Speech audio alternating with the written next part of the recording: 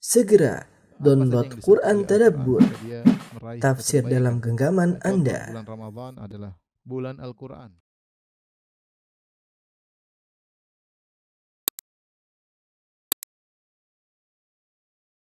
Bismillahirrahmanirrahim. Assalamualaikum warahmatullahi wabarakatuh.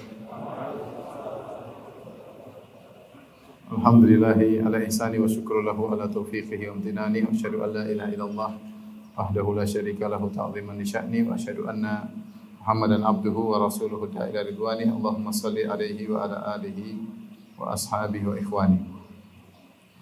Kita lanjutkan tentang sifat-sifat ibadur rahman.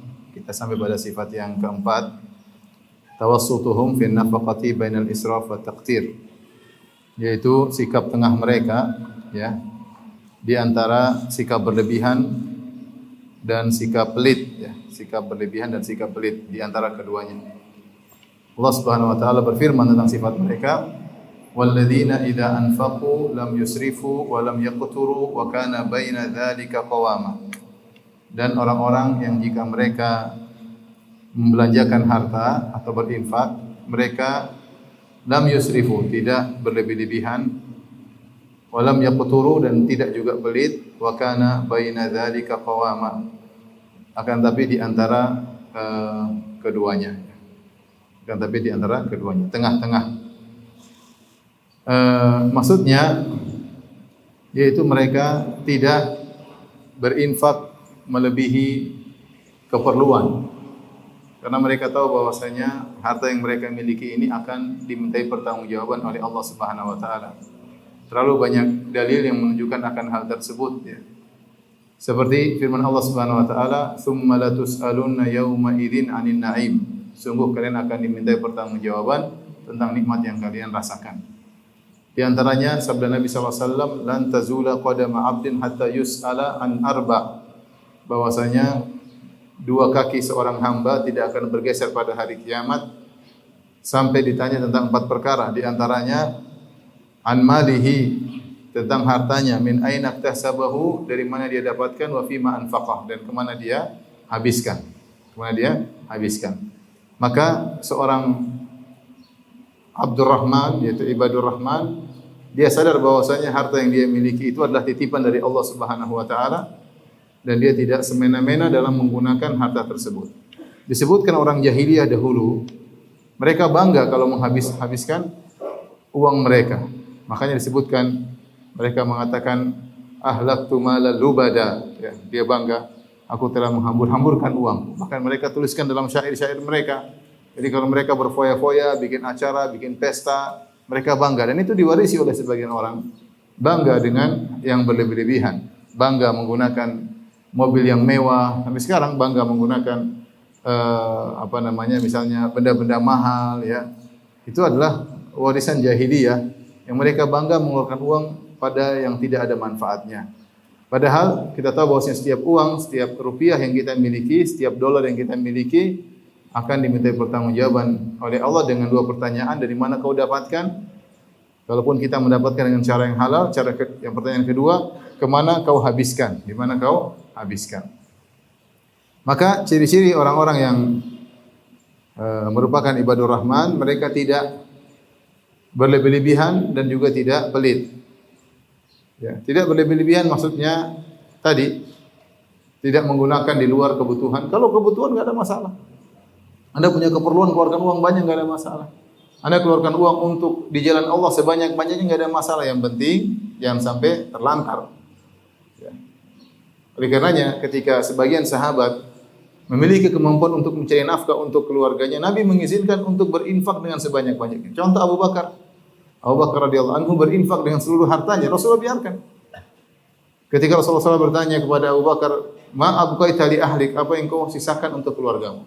Kata Abu Bakar dengan penuh keimanan radhiyallahu anhu, "Abqaitu lahumullaha wa rasulah." Aku sisakan bagi mereka Allah dan Rasulnya. Selesai. Rasulullah SAW tidak melarang. Tapi ketika Sa'ad bin Abi Waqqas ingin berinfak dengan seluruh hartanya, Rasulullah SAW tegur, jangan. Rasulullah tegur, jangan. Dia ingin infakkan setengah hartanya, kata Nabi, jangan. Sampai dia mengatakan sepertiga, Rasulullah SAW mengatakan wasulus Wasulusu katsir. Sepertiga itu boleh, itu pun sudah banyak. Artinya dianjurkan kurang daripada sepertiga. Kurang dari sepertiga. Kenapa? Karena apa namanya? Orang berbeda-beda ya. Jangan sampai dia berinfak berlebih-lebihan akhirnya dia menyesal karena ketidakmampuannya untuk mencari nafkah untuk anak-anaknya. Demikian juga Ka'ab bin Malik radhiyallahu taala anhu ketika dia bertobat dari kesalahannya, dia ingin di antara, kata dia, wa inna min taubati ya Rasulullah, di antara taubatku aku ingin menginfakkan seluruh hartaku. Kata Rasulullah, jangan. Ya. Artinya bisa jadi itu berlebih-lebihan bagi Ka'ab bin Malik dan bagi Sa'ad bin Abi Waqqas radhiyallahu taala anhuma. Tapi kalau bagi Abu Bakar tidak, karena Abu Bakar imannya sudah sangat tinggi. Karena saya pernah ada yang nanya waktu itu, saya kata, Ustaz, saya kemarin infak sekian-sekian, terus saya menyesal Ustaz ya. Boleh nggak saya minta kembali? Saya bilang qadarullah, sudah terlanjur. Jadi kita pun berbuat kebajikan, kalau kita mampu, iman kita kuat, sebanyak-banyaknya nggak ada masalah. Dengan syarat jangan sampai anak istri, hal-hal yang di orang-orang yang di bawah tanggungan kita terlantar, itu nggak boleh. Ya, itu nggak boleh. Jangan sampai kita berinfak, kemudian kita meninggal, anak kita ternyata minta-minta kepada orang lain, bermelas-melas kepada orang lain. Ya, jadi itu yang tidak Rasulullah SAW inginkan. Beda dengan Abu Bakar, ya. Tidak semua iman kita seperti Abu Bakar dan tidak semua memiliki kemampuan mencari nafkah seperti Abu Bakar, memiliki tawakal yang tinggi seperti Abu Bakar. Maka seorang ketika berinfak juga dia harus lihat situasi dan kondisi. Ya. Demikian juga tentunya hal-hal yang tadi yang mubah, perkara yang mubah tidak boleh berlebihan, tidak boleh berlebihan. Misalnya mau liburan, harus ya apa namanya yang paling mewah, pesawat harus semuanya harus bisnis kelas, harus hotel yang termewah, harus yang ini, karena kalau berlebihan mengantarkan kepada makhyalah, mengantarkan kepada kesombongan, yang itu dikhawatirkan. Kita ini enggak mampu, hati kita di luar kemampuan kita. Ketika Rasulullah SAW dahulu mengatakan al-kibr wal khulaya fi ahlil khail ya, wal ibil, kesombongan dan keangkuhan berada pada pemilik kuda-kuda dan pemilik onta. Orang kalau punya kuda dia bangga, apalagi kudanya hebat, tinggi, kemudian larinya kencang. Ada kebanggaan, kesombongan. Pemilik onta juga demikian. Ini baru memiliki kuda dan onta, bisa timbul kesombongan. Dan itu kenyataan, maksudnya Rasulullah mengatakan banyak kesombongan pada mereka. Tentunya tidak semua. Maka demikian pula ketika kita memiliki barang-barang yang mewah, rentan kita terjangkiti penyakit kesombongan, sangat rentan. Ya, memiliki motor yang sangat mewah, jalan tengah jalan ngerang knalpotnya diganti, ngerang. Buat apa knalpotnya diganti? Supaya dilihat orang kan? Buat apa? Supaya suaranya sangar kan? Padahal kalau knalpot aslinya tidak sesangar itu, tapi sengaja diganti. Diganti lewat tengah jalan, orang lihat semua. Ya, siapa yang bisa menjamin hati Anda tidak ujub, tidak angkuh? Sementara orang yang naik motornya cuma 20 juta, 30 juta, Anda naik motornya 1,5 miliar. Gimana? Oh, kalau saya tidak sombong, Ustaz. Terus cuma ujub. Sama orang punya mobil mewah juga demikian, mobil mahal, mewah, keren. Tidak semua orang bisa menjaga hatinya, maka jangan berlebihan dalam berinfak. Dalam berinfak. Nabi dulu kabarkan ada seorang sombong gara-gara memakai baju yang mewah. Bainama rajulun yamshi alaihi hullatani, dia pakai dua kain yang indah, yatabakhtaru fihima, dia sombong dengan dua bajunya tersebut. Id khasafallahu bihil ard wa haytajaljalu fiha ila yaumil qiyamah, maka Allah benamkan dia dalam bumi kemudian digoncangkan sampai hari kiamat. Jadi berlebihan itu mengantarkan kepada kesombongan. Jadi banyak mafsadatnya kalau berlebihan. Ini kita tidak bicara perkara haram. Kalau perkara haram semuanya israf. Mau beli rokok satu batang saja, meskipun cuma 2.000, itu israf, itu mubadzir. Innal mubadzirina kanu ikhwana syayatin, dan orang tabdzir adalah teman-temannya syaitan. Meskipun murah. Ya, meskipun murah. Rokok sekarang berapa satu batang? Siapa yang tahu? Jangan pura-pura tidak tahu ya. Berapa satu batang? Ada berapa kira-kira? 2.000. 2.000 ya? 2.000, 5.000. Satu batang berapa? Kan teman-teman antum banyak berokok kan? 2.000. Ada yang masih 2.000 ya? Ya contoh, meskipun 2.000 perak, semua yang haram adalah haram, mubazir. Sama, antum beli kuota internet untuk nonton bioskop sama, mubadzir. Itu namanya mubadzir. Dan semuanya yang mahal, tetapi itu untuk ketakwaan kepada Allah, tidak ada yang mubadzir. Tidak ada yang mubadzir. Mau buat pondok, mau bangun masjid, mau apapun yang buat dakwah, keluarkan banyak-banyak, tidak ada yang mubadzir. Selama tadi tidak mentelantarkan apa? Orang-orang di bawah tanggungan kita. Selama tidak mentelantarkan orang di bawah tanggungan kita. Walam yaqturu, dan mereka ketika berinfak tidak pelit. Tidak pelit kepada orang-orang yang di bawah tanggungan mereka, tidak pelit kepada istrinya, tidak pelit kepada anak-anaknya. Tidak berlebih-lebihan tapi juga tidak pelit. Kata Allah Subhanahu wa taala, "Yunfik dzu sa'atin min sa'atihi." Seorang berinfak sesuai kemampuannya. Kalau dia hartanya lapang, berinfak sesuai dengan kelapangannya. Wa man qudira alaihi rizquhu falyunfik mimma atahu Allah. Siapa yang disempitkan rezekinya, berinfak dengan yang dia mampu. Kita ketika dalam tanda kutip agak royal, bukan royal ya, agak royal kepada istri dan anak-anak, itu ibadah, itu ciri-ciri ibadur rahman. Kita enggak pelit sama mereka. Dan mereka perluan kita kasih. Selama itu semua bermanfaat, kita enggak usah ragu-ragu. Kalau kita berikan harta kepada istri dan anak-anak, itu berarti kita berikan harta pada tempatnya persis yang Allah kehendaki. Berinfak kepada anak dan istri lebih utama, pahalanya lebih besar daripada kita berinfak di luar anak dan istri. Tapi tentunya tadi jangan berlebihan. Jadi sama anak istri jangan apa? Jangan pelit. Saya pernah dengar suatu kisah di radio Quran, Idaatul Quran di Saudi Arabia, tentang seorang hakim. Dia bercerita ketika ada salah seorang meninggal, dipanggillah ahli warisnya, anak-anaknya, istrinya. Kemudian dikabarkan bahwasanya bapakmu ini hartanya banyak. Sang hakim menyangka anak-anak tersebut akan senang, gembira dapat warisan yang banyak. Ternyata mereka marah-marah. Sang hakim heran, kenapa bisa marah-marah? Dikasih tahu harta warisan banyak. Ternyata selama ini bapak mereka pelit sama mereka. Jadi mereka hidup susah selama ini. Mereka tidak menyangka bahwasanya bapak mereka uangnya banyak. Sampai saking pelitnya, kadang memikirkan harta daripada keluarganya. Contoh, ini kisah nyata ya. Saya punya teman, cerita dia punya teman, teman punya teman. Kawanku punya kawan, cerita pada saya. Jadi dia punya kawan, saking pelitnya, istrinya naik mobil, kecelakaan. Istrinya telepon, "Mas, saya kecelakaan." Yang pernah ditanya, "Mobilnya bagaimana?" Dia enggak tanya, "Kamu bagaimana kondisinya?" "Saya mobilnya bagaimana?" Yang dipikirkan hartanya, tidak pikiran istrinya celaka atau tidak. Itu tabiat, jadi tabiat. Pelit sama anak istri. Perhitungan berlebih-lebihan. Perhitungan. Orang kalau sudah begini cepat marah, suka emosi ya. Karena semua perhitungan. Ya kalau enggak punya uang wajar. Perhitungan istri royal dimarahin wajar. Tapi kalau dia mampu, senangkanlah istri, senangkan anak-anak. Kita bahagiakan mereka ya. Tapi tadi jangan sampai pada sikap berlebih-lebihan. Wa kana baina dzalika qawama. Sikap mereka adalah di tengah-tengah di antara keduanya ya.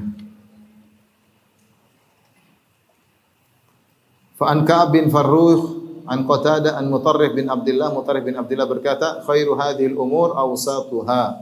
Sebaik-baik urusan adalah yang paling tengah. Wal hasanatu baina sayyi'aitaini, dan namanya kebaikan di antara dua keburukan. Fa qultu li Qatadah, aku berkata kepada Qatadah, "Mal hasanatu baina as-sayyi'ataini?" Apa itu kebaikan di antara dua keburukan? Faqala, "Walladzina idza anfaqu lam yusrifu wa lam yaqturu." Itu orang-orang kalau mereka menginfakkan, mengeluarkan harta mereka, tidak berlebih-lebihan, tidak mubadzir, dan juga tidak pelit di antara keduanya ya, di antara keduanya ya. Subhanallah, ini sampai di antara ciri-ciri ibadur rahman bagaimana mensikapi berinfak terhadap keluarga ya. Tidak berlebih-lebihan, tidak mengajari anak-anak hidup glamor, istri hidup glamor, tidak juga pelit terhadap mereka. Karena mereka tahu bahwasanya setiap harta yang mereka miliki akan diminta pertanggungjawaban oleh Allah Subhanahu wa taala. Sifat berikutnya, sifat yang kelima. Bu'duhum an kaba'iri dzunubi wa adha'imil atham. Di antara sifat-sifat ibadur rahman yaitu mereka menjauhkan diri mereka dari dosa-dosa besar, dosa-dosa yang berat. Allah berfirman, sifat mereka selanjutnya yang kelima, walladzina la yad'una ma'allahi ilahan akhar. Dan orang-orang yang tidak berdoa bersama Allah selain Allah, maksudnya tidak berbuat syirik. Wa la yaqtuluna an-nafsa allati harramallahu illa bil haqq, dan mereka tidak membunuh jiwa yang diharamkan untuk dibunuh kecuali memang ada hak untuk dibunuh. Wa la yaznun, dan mereka tidak berzina. Wa may yaf'al dzalika yalqa athama. Siapa yang melakukannya dia akan mendapatkan dosa-dosanya. Ini 3 dosa besar yang dihindari oleh ibadur rahman. Mereka tidak berbuat syirik pada Allah Subhanahu wa taala. Ya, mereka jauhi diri mereka dari perbuatan kesyirikan, karena kita tahu Allah tidak mengampuni dosa kesyirikan. Jika orang meninggal dalam kondisi syirik, tidak mungkin diampuni. Innallaha la yaghfiru ay yushraka bih. Allah tidak mengampuni dosa kesyirikan. Kemudian mereka tidak membunuh orang lain. Ya, la yazalul mu'min fi fushatin fi dinihi ma lam yusib daman haraman. Senantiasa seorang mukmin berada dalam kelapangan dalam agamanya selama tidak menumpahkan darah orang lain. Kalau dia sudah menumpahkan darah orang lain, dia dalam kesempitan. Karena di antara dosa sangat besar adalah membunuh orang lain tanpa hak. Sampai-sampai Nabi SAW bersabda, la zawalud dunya ahwanu 'ala Allah min qatli mu'minin bi ghairi haq. Hilangnya dunia lebih ringan di sisi Allah daripada terbunuhnya seorang mukmin tanpa hak. Jangan sampai kita membunuh orang, dan jangan sampai ikut memprovokasi terbunuhnya orang lain. Hati-hati. Kita hidup di zaman fitnah, bisa jadi terjadi keributan antara muslim dengan muslim. Kemudian kita provokasi, kemudian terjadi pertumpahan darah. Hati-hati. Makanya saya mengerikan musim-musim demo ya. Mengerikan ya. Sebagian orang karena kejahilannya kemudian berkata, kita demo dengan suara jihad. Yang dia mau jihadi adalah aparat. Subhanallah. Aparat itu juga orang salat. Mereka juga punya anak istri. Kalau mereka mati, anak istri mereka juga menjadi janda dan anak yatim. Ya. Bagaimana? Saya kemarin ditanya waktu di Aceh, ada sebagian tanya, Ustaz, bagaimana kalau ada komando? Kemudian saya bilang, yang kamu jihadi siapa? Yang kamu bunuhin siapa? Yang kamu perjuangkan hanya masalah politik, kemudian sampai pertumpahan darah. Ini yang nanti kalau sudah musim-musim demo sudah sangat-sangat mengerikan, provokatornya nggak ada yang turun ke jalan, takut. Orang yang kasihan yang turun ke jalan karena diperdaya seakan-akan membela Islam, akhirnya meninggal. Kemarin di Jakarta saya meninggal 6 orang. 6 atau kurang lebih sekitar itu. Di hari-hari yang sangat genting tersebut, yang pertama provokatornya nggak ada yang muncul. Ada yang pergi ke Saudi lah, ada yang pergi kemana lah. Ya. Kamu kira matinya satu orang itu ringan? Jangan sampai kita punya andil terbunuhnya seorang pun. Ketika terjadi fitnah, sampai kita nggak tahu kenapa kita harus dibunuh, kenapa kita membunuh. Ada fitnah seperti itu. Nabi SAW mengatakan, kun Abdullah al-maqtul, wala takun Abdullah al-qatil. Kalau terjadi fitnah antara mukmin dengan mukmin, jadilah kau seorang hamba Allah yang terbunuh, jangan kau jadi hamba Allah yang membunuh. Sampai ketika terjadi fitnah, Sa'ad bin Abi Waqqas pergi, dia meninggalkan segala fitnah. Kemudian diajak, ayo, dia bilang, datangkan kepadaku pedang yang bisa membedakan muslim sama kafir. Kalau datangkan kepadaku pedang bisa membedakan muslim sama kafir, saya berperang. Yang bicara jihad hanya karena hawa nafsu politik, kemudian bicara jihad yang mau diserang kaum muslimin. Mengerikan, la zawalu ad-dunya, hilangnya dunia, lenyapnya dunia. Ini dunia dengan berbagai keindahannya, dengan berbagai hartanya, dengan berbagai logam mulianya, dengan berbagai minyak buminya, dengan berbagai macam keindahannya, lebih ringan di sisi Allah daripada terbunuh seorang mukmin tanpa hak. Maka jangan sekali-sekali Anda ikut provokasi terbunuh seorang mukmin, karena provokator sama hukumnya. Jadi ini kadang-kadang mati konyol-konyol gara-gara main bola mati. Ribut antara kelompok satu, bunuh-bunuhan. Darah murah. Kalau musim fitnah darah itu murah. Kalau musim fitnah mundur. Nah, ini satu kata kita ucapkan membuat orang banyak terbunuh. Ya. Jadi hati-hati, seorang yang ibadur rahman tidak menumpahkan darah orang lain tanpa hak. Kemudian wala yaznun, tidak melakukan zina. Zina, kata Syekh Abdul Razak, saya baca di sini, wa amma zina fa huwa min asyaddil fawahish. Zina adalah perbuatan keji yang terburuk. Keji fawahish maksudnya perbuatan yang memalukan, yang berkaitan dengan tata krama dan adab, ya, harga diri. Yang paling parah adalah zina. Allati tumridul qalba, yang menjadikan hati sakit, wa tufsiduhu, bahkan merusak hati seseorang. Wa tulhiqu bil abdi wal mujtama' adraran, dan akhirnya menimbulkan kemudaratan bagi pribadi dan masyarakat. Adraran mu'adidatan mutanawwi'ah, banyak kemudaratan yang beraneka ragam kemudaratan, imaniyatan wa wadaniyatan wa nafsiyatan wa ijtimaiyatan. Baik penyakit merusak keimanan masyarakat, merusak fisik masyarakat, mungkin penyakit dan macam-macam, kejiwaan, moral rusak, dan sosial juga rusak. Ini perzinahan ya. Makanya kalau kita perhatikan, zina ini sangat berbahaya ya. Nabi SAW bersabda, "Idza zana rajulu kharaja minhul iman." Jika seorang berzina maka iman keluar darinya. Wa kana 'alaika dhullah, maka dia seperti dhullah, seperti apa namanya? Awan di atasnya. Fa idzan qata raja ilahi iman, kalau dia berhenti dari zina akan kembali kepadanya. Syekh Abdul Razak hafizahullah berkata, "Wa qad hadzara Allahu wa rasuluhu sallallahu alaihi wasallam min jami'il wasail allati tuqarribu li hadhil fahishah aw takuna sababan liwuqu'iha." Allah dan Rasulnya sallallahu alaihi wasallam telah melarang, memperingatkan dari seluruh sarana yang bisa mendekatkan orang kepada zina atau merupakan sebab terjadinya zina. Faja'a nahyu an khalwati rajuli bil mar'atil ajnabiyyah, maka datang larangan berdua-duaan seorang lelaki dengan wanita yang bukan mahramnya. Wan ibda'il mar'ati syai'an min zinatiha ila limaharimiha, dan Allah melarang wanita menampakkan keindahannya, keindahan tubuhnya kecuali kepada mahramnya. Wan khurujiha min baitiha muta'attiratan liyajidar rijalu riha, Allah juga melarang, Rasulnya melarang wanita keluar dari rumahnya pakai minyak wangi agar lelaki mencium aromanya. Wal amru bi ghaddil basar lirijal wan nisa, dan Allah memerintahkan lelaki dan wanita untuk menundukkan pandangan. Wa ghairi dzalika min at-tasyri'ati rabbaniyyati allati tahfazul mujtama'a min hadhil kabirah, dan berbagai macam syariat-syariat dari Allah Subhanahu wa taala yang ingin menjaga masyarakat muslim dari dosa besar ini. Wa ma dzaka ila li khuturatihi wa su'i maghabbatiha. Hal ini tidak lain karena bahayanya zina dan dampaknya yang sangat buruk. Oleh karenanya zina dilarang, semua banyak hal yang dilarang karena zina. Allah mengatakan wala taqrabu zina, jangan dekati zina, innahu kana fahishatan wa sa'a sabila. Perbuatan yang buruk dan jalan yang terburuk. Makanya setelah itu Allah sebutkan, wa man yaf'al dzalika yalqa athama. Siapa yang melakukan tiga dosa ini?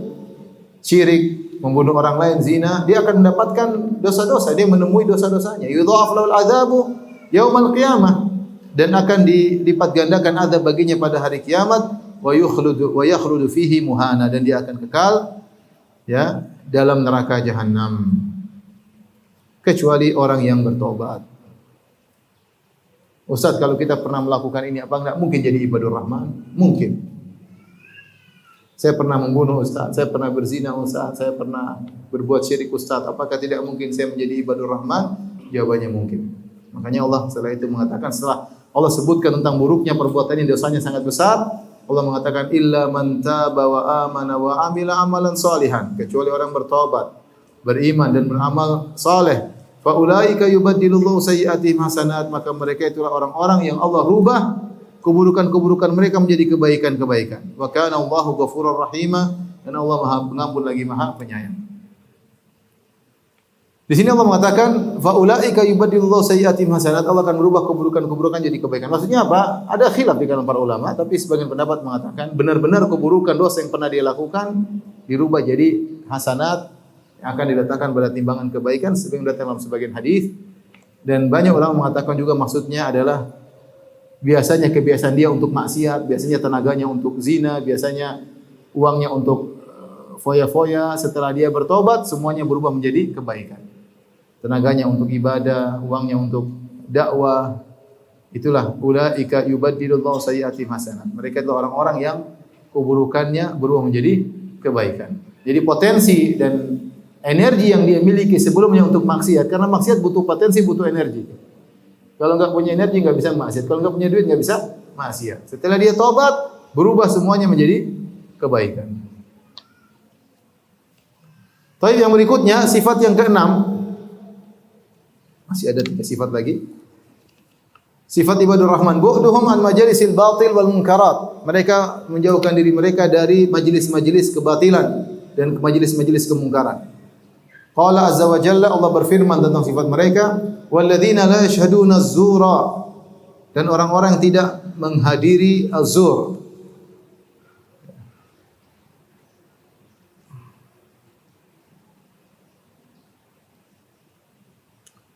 Walladzina la yashhaduna az-zur, orang tidak menghadiri az-zur. Zur adalah semua kebatilan disebut dengan az-zur. Sebagaimana perkataan Al-Qurtubi, az-zur kullu batilin zuwira wa zukhrif. Semua kebatilan yang dihiasi seakan-akan indah, diindahkan.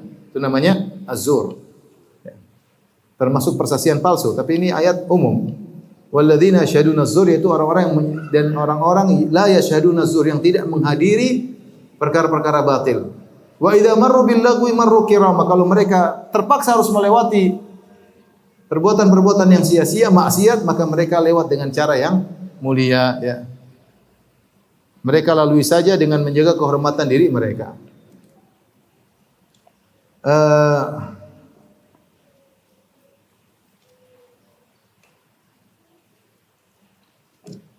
Az-zuhur, ya, tadi saya katakan az-zuhur datang dalam konteks alif lam yang memberikan faedah keumuman, yaitu mereka tidak menghadiri segala bentuk majelis kebatilan. Dan majelis kebatilan banyak. Para ulama sebutkan dalam buku-buku tafsir mereka. Di antaranya misalnya majelis ghibah. Majelis ghibah. Kalau majelis ghibah dia tidak ikut. Kalau antum adalah ingin menjadi ibadur rahman, ada majelis ghibah, tinggalkan. Majelis ghibah bisa jadi dalam WA, grup WA. Majelis ghibah bisa jadi dalam majelis duduk ibu-ibu, bapak-bapak, ya.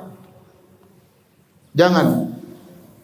Ada orang gibah kita tegur, jangan. Justru kalau kita ingin menjalankan sunnah, ada saudara kita digibah, kita bela. Man radda an irdi akhihi raddallahu wajhahu anin nar. Kata Nabi sallallahu alaihi wasallam, siapa yang bela harga diri saudaranya, Allah akan bela wajahnya dari neraka jahanam. Ada yang sebut saudara kita, si fulan begini, jangan kau sebut begitu. Jangan. Tapi betul, ya memang betul, tapi kau jangan bilang begitu. Dia kebaikannya masih banyak. Memang kau tidak punya salah, kita bela. Kalau kita bela dia, kita akan dibela oleh Allah pada hari kiamat. Bukan kita ikut ketawa. Iya benar. Benar. Saya juga tahu. Jadi kita ghibah ikut ketawa sama dia. Ini bukan begitu antum ikut ketawa dalam ghibah, antum keluar dari sifat ibadur rahman. Karena antum ikut majelis ghibah. Ini di antara syarat yang sulit terutama di zaman sekarang ini. Karena sebagian orang dia rajin baca Quran, dia rajin salat malam, tapi untuk majelis-majelis begini tidak bisa tinggalkan. Karena ada kelezatan di balik majelis-majelis tersebut. Ghibah itu lezat. Ya. Lihat orang-orang pada ghibah. Sampai Allah menyamakan, ahyibbu ahadukum an ya'kula lahma akhihi maitan. Apakah salah seorang dari kalian suka memakan bangkai daging saudaranya? Sampai Allah mengatakan bangkai daging saudaranya. Itu saudara yang kamu ghibahi saudaramu. Kadang temanmu sendiri, kadang teman pengajian. Kadang orang dekatmu, kadang kau ghibahi istrimu. Istri jelekan, kadang kau ghibahi suamimu, kadang kau ghibahi orang tuamu, kadang kau ghibahi kakak adikmu, kadang kau ghibahi itu, kadang kau ghibahi ustadzmu. Ustadz yang dighibahi. Suami sudah dighibahi, istri sudah dighibahi. Siapa lagi yang belum? Ustadz.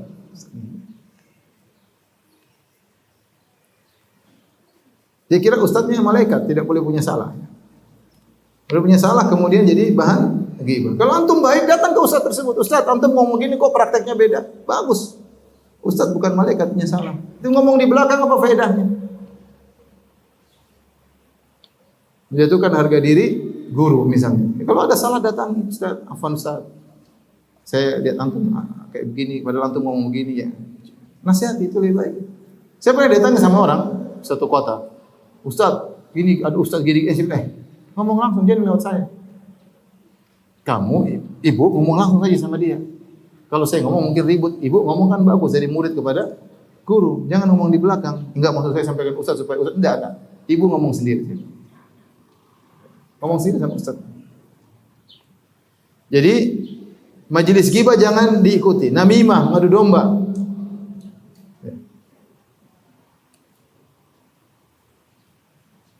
Wasukhriyah, majelis ejek-ejekan. Akhi, orang kemudian masuk majelis ejek-ejekan. Kampret, cebong, apa lagi? Kadrun, apa lagi? Apa lagi? Ayo. Apa nama julukan-julukan yang kemarin beredar? Ada kampret, ada apa? Cebong, ada apa lagi? Kadrun, apa lagi? Sudah habis 3 aja. Ada yang ngomong gitu enggak usah dihadir. Majelis-majelis gibah seluruh. Istihza, dusta, al-ghina, majelis-majelis nyanyian, jangan hadiri.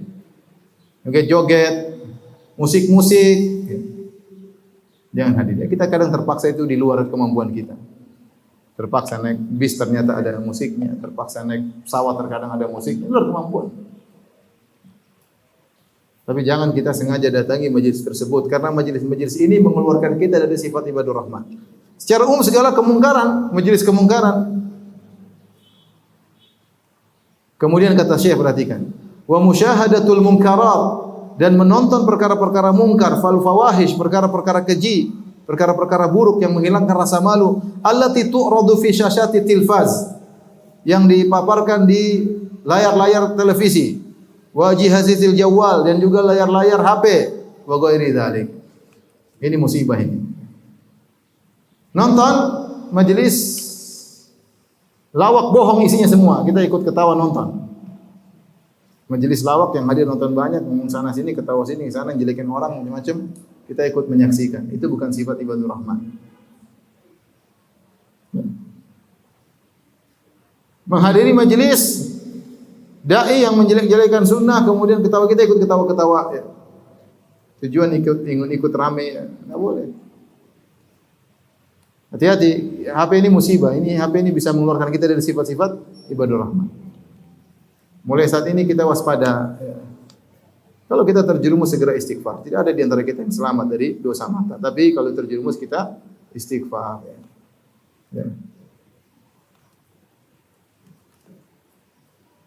Sebagian orang maksiat setiap hari nonton misalnya drama Korea. Drama Korea berapa seri biasanya? Satu seri berapa? 45 menit atau 60 menit? Satu season berapa menit? Hah? Ada yang tahu? Jangan pura-pura tidak tahu. Taruhlah saya enggak tahu, taruh 60 menit. Satu hari dia cicil seri 1, seri 2, nanti besok di-upload lagi, ada yang upload terus. Tiap hari dia cicil 60 menit untuk majelis maksiat. Saya sedih ada sebagian dai ditanya tentang majelis Korea, dia tidak mengatakan haram. Putar kanan, putar kiri. Ya, subhanallah. Ini yang merusak moral anak-anak seperti ini.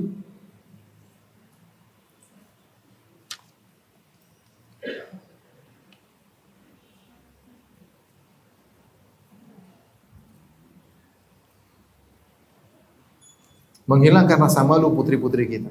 Nggak ada rasa malu juga. Nonton seperti ini. Membuat mereka tidak menundukkan pandangan. Nanti membuat mereka tidak bahagia sama suaminya. Karena suami-suami yang model-model antum ini tidak sampai wajah Korea.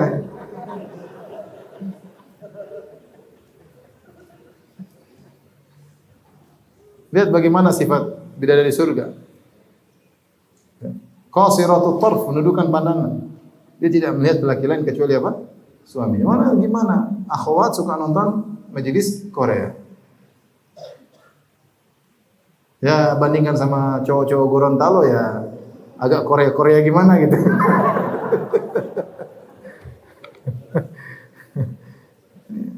Makanya kita tegas sama kita lah boleh. Kita tidak bisa nyalahkan mereka karena namanya mereka udah pergaulan, mereka baik-baik. Teman grupnya kirim film Korea. Nonton sekali seri 1 diam-diam, nonton seri kedua dan seterusnya. Kalau kita ketemu tegur jangan ada boleh. Ini menghilangkan rasa malu. Ini merusak semua kepribadian yang kita ajarkan kepada anak-anak kita. Siapa yang suka nonton seperti ini keluar dari sifat-sifat ibadur rahman. Yang sudah terlanjur kita istighfar. Allah Maha Pengampun. Allah Maha Pengampun. Jangan terus-terusan.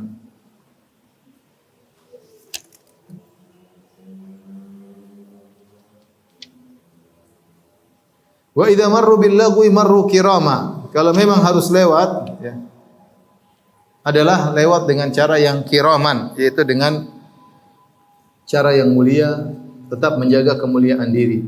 Tidak ikut-ikut nimbrung. Tidak ikut-ikut apa? Nimbrung kata para ulama. Ada orang kita lewat majelis musik, ya lewat aja, kenapa? Dan saya coba-coba teng. Saya juga dulu pernah main musik, namanya nimbrung namanya. Itu tidak boleh. Itu namanya lewat dengan tidak mulia. Lewat aja.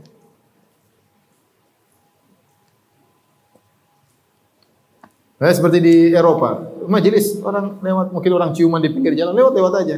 Jangan nonton. Gimana orang akhlak tidak rusak? Lihat orang cium-ciuman, rasa malu hilang. Maksiat jadi biasa, hati benar-benar rusak gara-gara tontonan. Kata Syekh Abdul Razak berkaitan dengan majelis zur, wa yadkhulu fiha, kata beliau hafizahullah, al-majalis al-qa'imatu ala tarwijil afkaril munharifah. Majelis-majelis yang diadakan untuk melariskan pemikiran-pemikiran yang menyimpang, wal ara'il fasidah, ya, dan aliran-aliran yang pemikiran-pemikiran yang rusak. Wal a'malil mubtada'ah, yang melariskan amalan-amalan bid'ah, min du'ati su'i wad dhalal, yang dilakukan oleh para dai-dai penyuruh kepada keburukan dan kesesatan. Kemudian perhatikan, wa yadkhulu fiha, dan masuk dalam majelis-majelis zur, al majalisul lati tuqamu fiha a'yadul musyrikin, majelis-majelis yang diadakan padanya hari-hari raya orang-orang musyrikin. Dan ini disebutkan dalam buku-buku tafsir. Seperti Tahir bin Asyur menyebutkan dalam perkataan para salaf, di antara perkataan az-zur adalah a'yadul musyrikin, ikut serta dalam perayaan hari-hari raya kaum musyrikin. Antum ikut-ikutan, keluar dari ibadur rahman. Ya. Buka buku-buku tafsir, ini bukan omongan saya, ada buku tafsir. Mereka sebutkan secara spesifik, termaksud a'yadul musyrikin, ikut serta dalam kebatilan-kebatilan, acara-acara kaum musyrikin. Acara-acara yang melegalkan kesyirikan jangan diikuti. Kita hidup, kita toleransi, masing-masing menjalan. Kita enggak usah ikut-ikutan. Masing-masing menjalankan keyakinannya. Kita tidak nyuruh mereka ikut acara kita, kita pun tidak ikut acara mereka. Kita ikut-ikutan seakan-akan kita membenarkan keluar dari sifat ibadur rahman. Kata Syekh Abdul Razak, wal mawasimul lati yahtafiluna fiha, dan musim-musim yang mereka kaum musyrikin berhari raya pada musim-musim tersebut. Fa yahrumu 'alal muslim huduruha, maka haram bagi seorang muslim menghadiri acara-acara seperti itu. Aw tahni'atuhum, atau mengucapkan selamat kepada mereka. Wa idharul farah wa surur biha, atau mengucapkan ikut gembira dan senang dengan acara-acara kesyirikan. Gimana antum senang dengan acara kesyirikan? Ya, kalau ada acara zina antum ikut senang? Ini acara syirik, antum ikut senang. Mana lebih parah? Senang dengan acara zina atau senang dengan acara syirik? Mana lebih parah? Acara syirik.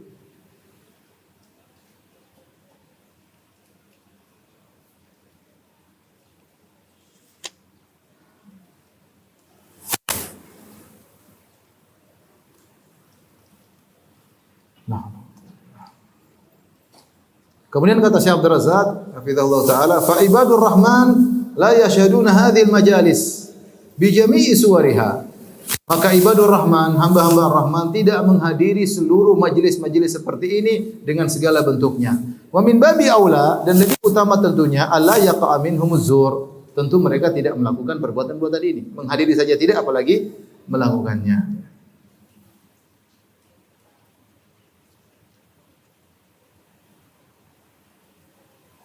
Adapun firman Allah, wa idza marru bil lagwi marru kirama, kalau mereka melewati suatu perbuatan yang sia-sia atau maksiat, mereka lewat dengan cara yang mulia. Fahum la yakshawnaha, tidak ikut-ikutan nimbrung. Wala ya'tuna syai'an minha qasdan, dan tidak sengaja untuk mendatangi, tapi kebetulan saja. Walakin in quddira an marra ahadun minhum bimajlisin fihi syai'un min hadhil munkarati awil batil fa innahu yamurru biha mukriman nafsahu anha. Tapi kalau kebetulan dia harus melewati majelis tersebut, seperti kita katakan, kita naik pesawat atau ada musiknya, kita pas masuk restoran atau ada nyanyian, live-nya, kita lagi mau diapain ya. Kita tidak ikut-ikutan kemudian goyang-goyang kepala di situ ya. Enggak, tapi ya kita secukupnya keluar dengan tetap memuliakan diri kita. Baik, sifat yang ketujuh. Ta'dhimuhum likamalillah, likalamillah azza wa jalla wa amaluhum bima fihi. Di antara sifat ibadur rahman adalah mengagungkan firman Allah dan mengamalkan kandungan firman Allah azza wa jalla. Qala azza wa jalla walladzina idza dzukiru bi ayati rabbihim lam yakhiru 'alaiha summan wa umyana. Orang-orang yang jika diingatkan dengan ayat-ayat Allah, mereka tidak menjadi tuli dan buta, ya. Tapi mereka mendengar dan mengamalkannya. Kalamullahu sya'nuhu 'azim. Kita tahu firman Allah adalah sangat agung. Makanatu jalilatun fi nufusi ibadir rahman. Kedudukannya di hati ibadur rahman sangat tinggi. Kalau mereka tahu ini firman Allah, mereka tidak akan berpaling. Ini yang bilang siapa? Ini yang bilang Allah penciptamu. Mereka akan tunduk. Mereka tidak menggampangkan, tidak meremehkan. Bukan seperti orang-orang musyrikin yang mereka ketika mendengar ayat Allah, mereka tidak pedulikan. Mereka tidak bilang Allah berfirman, Allah berfirman. Ini padahal firman perkataan zat yang telah menciptakan dia, yang berikan dia rizki, yang berikan dia nikmat, yang berikan dia nafas. Kemudian dia cuekin, Allah. Dia cuekin.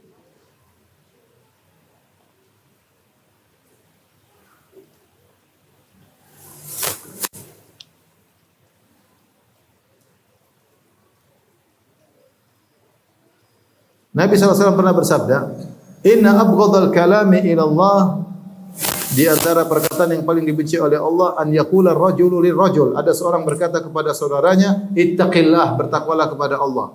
Fa yaqulu alaika nafsak.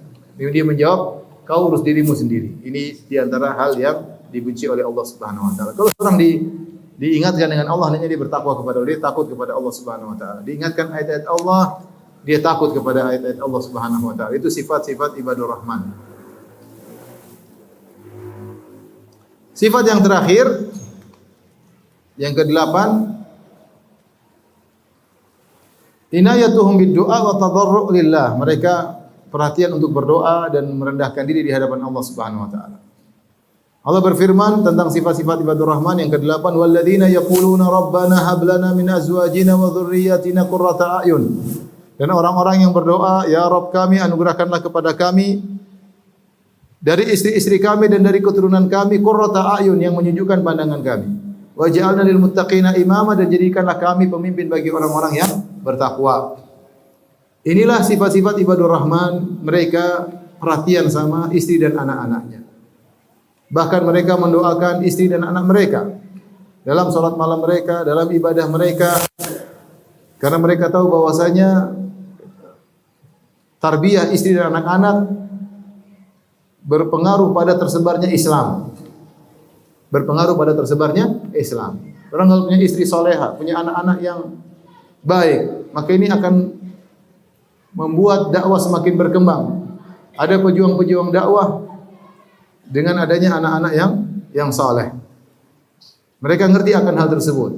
Mereka tahu Nabi bangga dengan pengikutnya yang banyak pada hari kiamat kelak. Tazawwajul wadudal walud fa inni mukatsirun bikumul umama yaumal qiyamah. Nikahilah wanita yang subur dan penyayang, karena aku bangga dengan pengikut yang banyak pada hari kiamat kelak. Tentu pengikut yang berkualitas. Pengikut yang berkualitas. Oleh karenanya, seorang yang merupakan ibadur rahman, dia serius berdoa untuk istri anak-anaknya. Kalau antum enggak pernah doain istri, enggak pernah doain anak-anak, antum bukan termasuk ibadur rahman. Harus ada waktu tarbiyah mereka, doain mereka. Dan kalau anak-anak dan istri menjadi saleh dan salihah, maka kita yang bahagia, suami atau sebagai orang tua akan bahagia. Lihat istri yang salihah, kita akan bahagia. Lihat anak-anak yang saleh, kita akan bahagia. Anak mulai hafal Quran, anak nurut, dikasih tahu nurut. Masya Allah, kita yang bahagia. Oleh karenanya, di antara faedah yang menarik dari Tahir bin Ashur dalam kitabnya Tahrir wa Tanwir, dia mengatakan, ini doa pada dasarnya adalah untuk kepentingan pribadi. Ya Allah, anugerahkanlah kepadaku istri yang soleha dan anak-anak yang soleh. Tetapi ternyata Allah Subhanahu wa taala menjadikan ini sebagai sebab mereka masuk surga. Kenapa? Meskipun ini kaitannya dengan kepentingan pribadi, tetapi ini terkait dengan jayanya Islam. Karena Islam, kaum muslimin dibangun di atas masyarakat Islam. Masyarakat Islam dibangun di atas keluarga-keluarga kecil Islam, dan keluarga-keluarga ini harus isinya wanita salehah, dan anak-anak yang saleh. Dengan terbentuknya keluarga yang saleh, maka ini berpengaruh pada jayanya Islam. Karenanya seorang lelaki yang berjuang untuk perbaiki istri dan anaknya termasuk sifat-sifat ibadur rahman. Ya. Allah mengatakan, ya ayyuhalladzina amanu qu anfusakum wa ahlikum nar. Wahai orang beriman, jagalah diri kalian dan keluarga kalian dari neraka jahanam. Jangan seorang mikir dirinya sendiri. Maka aneh kalau ada ikhwan ngaji, dia ngaji, istri anaknya tidak pedulikan. Tidak benar itu bukan sifat ibadur rahman. Usahakan anak istri juga ngaji, gimana caranya? Karena sifat ibadur rahman adalah dia perhatian sama anak istrinya, bahkan dia doakan dalam solat-solatnya, mendoakan mereka agar menjadi anak-anak yang soleh. Kalau tidak berhasil, lain cerita. Ya, penting dia berusaha dan dia berdoa. Nabi Nuh alaihissalam juga tidak berhasil, anaknya kafir, istrinya kafirah. Ya, tapi yang penting ada usaha, Wa ja'alna lil muttaqina imama, dan di antara doa mereka, jadikanlah kami termasuk pemimpin orang yang bertakwa. Jadi jadikanlah kami teladan bagi orang bertakwa. Nah, untuk Anda menjadi teladan bagi orang bertakwa, Anda harus mengikuti sifat-sifat orang bertakwa. Ikuti sifat-sifat mereka sampai akhirnya menjadi sajiyah, menjadi perangai bagi Anda, akhirnya Anda terbiasa, akhirnya Anda menjadi qudwah. Ini doa level tingkat tinggi. Jadikanlah aku sebagai qudwah, teladan bagi orang-orang bertakwa, subhanallah. Level tingkat tinggi. Tapi doa saja ya. Paling tidak menjadi teladan di kampung, teladan di keluarga, teladan di kerabat ya. Kalau bisa level lebih tinggi lebih bagus.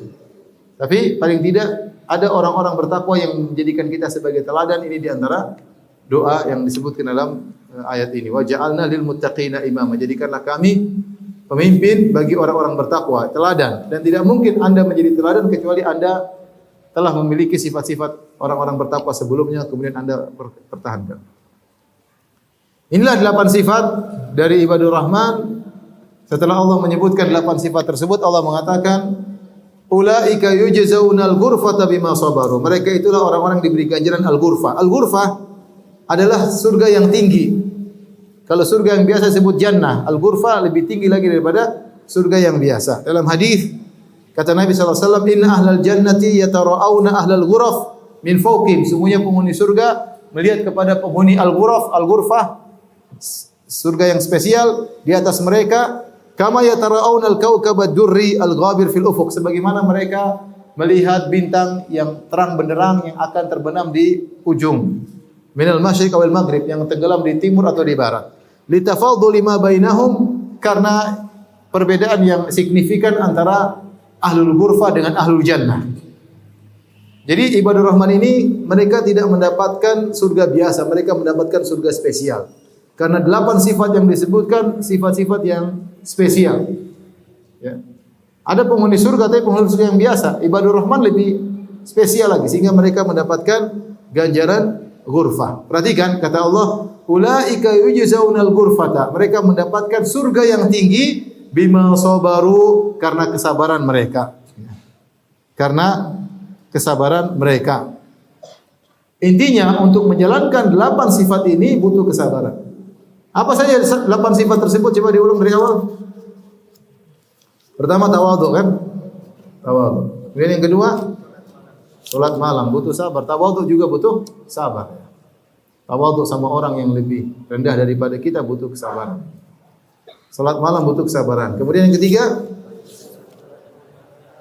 berdoa kepada Allah untuk dijauhkan dari neraka jahanam. Ini berarti melazimkan kita untuk sabar menjalankan ketaatan dan untuk meninggalkan apa? Maksiat, dan mengerti tentang neraka itu sifat-sifatnya bagaimana.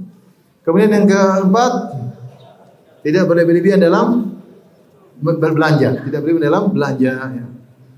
Yang kelima, menjauhi dosa-dosa besar, syirik, zina, membunuh orang lain. Yang keenam, tidak menghadiri majelis-majelis kebatilan, majelis ghibah, namimah, majelis Korea, majelis India, majelis sinetron, majelis buka-buka aib, ya, macam-macam. Yang ketujuh, mengagungkan firman Allah dan mengamalkan isinya. Yang kedelapan, berdoa perhatian sama anak dan apa? Istri. Ini semua butuh kesabaran. Semuanya butuh kesabaran. Makanya dikatakan ulaika yujzaunal ghurfata bima sabaru, mereka mendapatkan ganjaran dengan surga yang tinggi karena kesabaran mereka. Wa yulqauna fiha tahiyatan wa salama. Kemudian mereka disambut dengan penghormatan dan ucapan selamat di dalamnya. Allah memberi salam kepada mereka.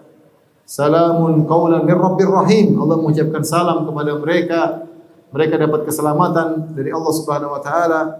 Malaikat juga wal malaikatu yadkhuluna alaihim min kulli bab. Salamun alaikum bima sabartum. Kata malaikat, keselamatan bagi kalian atas kesabaran kalian.